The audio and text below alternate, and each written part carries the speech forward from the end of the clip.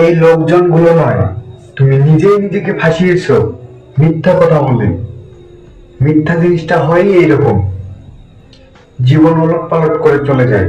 আর সত্যি, সত্যিতে খুবই শক্তি থাকে। সত্যির মধ্যে খুবই শক্তি আছে। আপনার মধ্যে কি সত্যি আছে? কমেন্ট করে জানাবেন। লক্ষ কোটি মানুষের কাছে লক্ষ কোটি টাকা পাওয়া যাবে, কিন্তু সত্যি কয়টা লোকের মধ্যে পাওয়া যায়? যে বস্তু সত্যি দিয়ে পাওয়া যায় সেটা টাকা দিয়ে কেনা যায় না।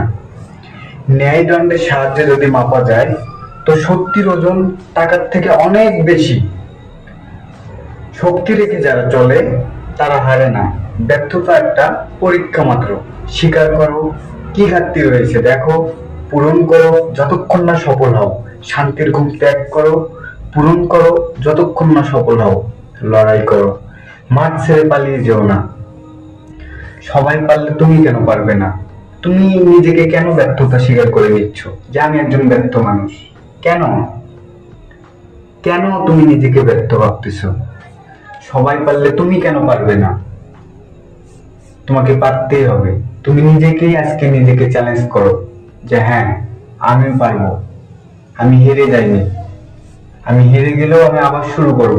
আমি পারবো, আমার দ্বারাই সম্ভব। তোমাকে আজকে নিজেকে চ্যালেঞ্জ নিতেই হবে যে আমি পারবো। আমি কোনো ব্যর্থ মানুষ না, আমাকে পারতেই হবে।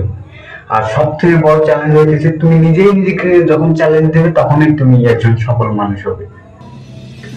ধন্যবাদ। অবশ্যই লাইক, শেয়ার, কমেন্ট করতে ভুলবেন না। নেক্সট ভিডিওতে আপনাদের সঙ্গে দেখা হবে ইনশাল্লাহ। আসসালামু আলাইকুম, আল্লাহ হাফেজ।